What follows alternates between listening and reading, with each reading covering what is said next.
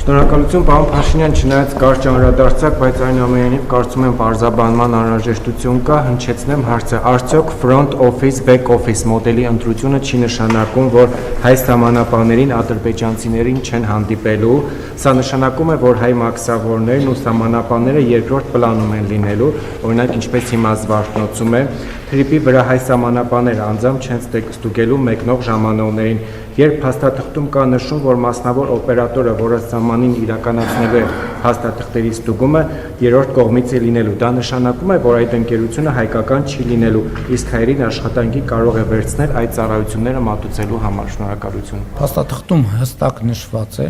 որ front office-ը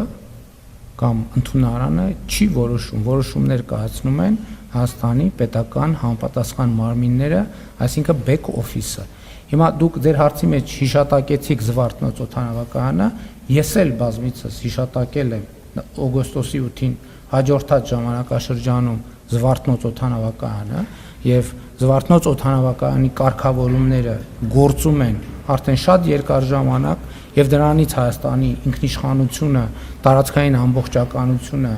հենց Զվարթնոցի հետ կապված կարգավորումներով որևէ կերպ չի տուժել եւ հետեւաբար այն ինչ տեղի ունենում Զվարթնոց օդանավակայանում Հայաստանի Հանրապետության տարածքում, Հայաստանի Հանրապետության մայրաքաղաքում կամ հենց մայրաքաղաքի հարևանությամբ նշանակում է նույնը կարող է տեղի ունենալ Հայաստանի Հանրապետության ցանկացած այս տարածքում եւ դա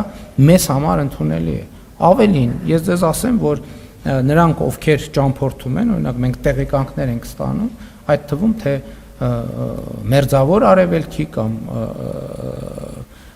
եվրոպական մի շարք երկրներ, ինչպիսի կարգավորումներ են անում, որպեսզի քաղաքացիների, բեռների անցումը, տարանցումը, մուտքը իրենց երկիր հնարավորինս հեշտացնեն, ինչի համար դա արվում։ Դա արվում է այդ թվում զբոսաշրջային հոսքերը, ներդրումային միջավայրը լավարկելու ուղղությամբ։ Եվ ես ասել եմ, որ այդ թվում այն փորձը, որը մենք գոհացնող կհամարենք,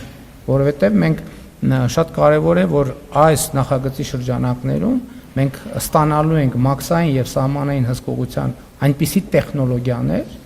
որը նաեւ փաստաթղթում նախատեսված է, որ Հայաստանում նախկինում չի եղել։ Շատ զարգացած երկրներում դա արդեն իսկ ներդրված է, ընդհանուր Միացյալ Նահանգներում։ Պատկերացնում եք Միացյալ Նահանգների նման երկիրը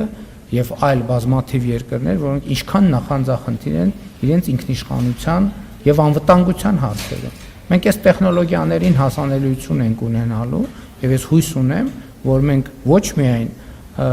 TRIP-ի հետ առնչվող սահմաններում, այլև մեր սահմանների մյուս անցակետերում այդ ժամանակակից տեխնոլոգիաները հնարավորություն կունենանք ներդնել, որովհետեւ դա երկրի կարգի